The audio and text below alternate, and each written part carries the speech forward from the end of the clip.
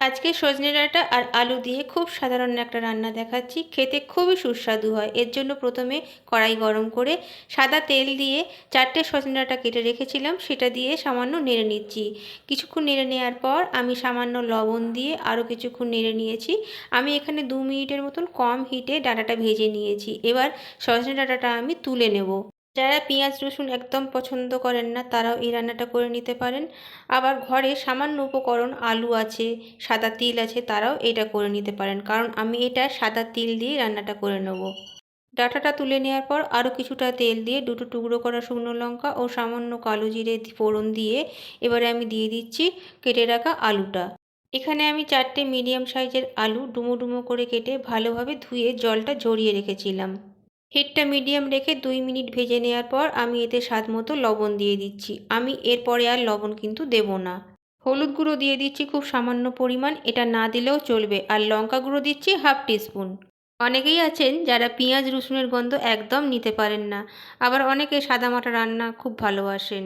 আবার অনেক সময় ঘরে অনেক কিছু নেই, খুব সামান্য উপকরণে আমাদের রান্নাটা কাজটা আমাদের সেরে নিতে হয়, তখন এই ধরনের রান্না খুব ভালো লাগবে। কিছু থাকুক না থাকুক হাতের কাছে আলুটা অন্তত থাকবে, আর তার সাথে সাদা তিলটা একদম নিয়ম করে ঘরে রেখে দেবেন, যাতে এই ধরনের তরকারি আপনারা বানিয়ে নিতে পারেন।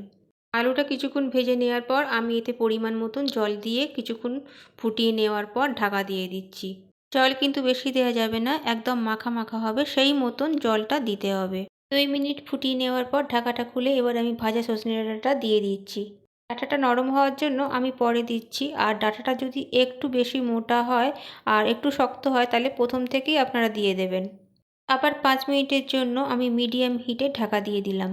সেদ্ধ হতে থাকুক, আমি ততক্ষণে 100 গ্রাম সাদা তিল বেটে নিচ্ছি। বেটে নেওয়ার পর আবার ঢাকাটা খুলে 5 মিনিট পর আমি আরও একবার ভালোভাবে নেড়ে চেড়ে নিলাম আর দেখে নিচ্ছি কতটা সেদ্ধ হয়েছে। সজনে ডাঁটা আর আলু ভালোভাবে সেদ্ধ হয়ে গেছে। এবারে হিটটা একদম কম করে দিয়েছি। কম করে দিয়ে একদম টেম্পারেচারটা আমি তরকারির কমিয়ে দিয়ে বাটা তিলটা দিয়ে দিচ্ছি। এটা 100 গ্রাম তিল।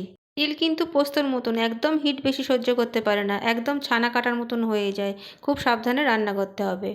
হিটটা এই সময় একদম কম করা আছে। ভালোভাবে মিশিয়ে নিয়ে আমি 2 চামচ কাঁচা সর্ষের তেল দিয়ে আরও একবার ভালোভাবে মিশিয়ে নিলাম।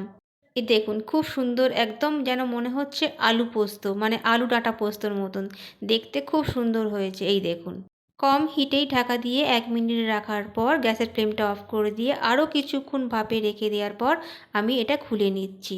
তিলের এই রান্নাটা দেখে যেরকম মনে হচ্ছে আলু পোস্ত, খেতেও কিন্তু সত্যিই আলু পোস্তর মতন খুবই সুস্বাদু হয়। এই দেখুন। ভিডিওটি দেখার জন্য ধন্যবাদ।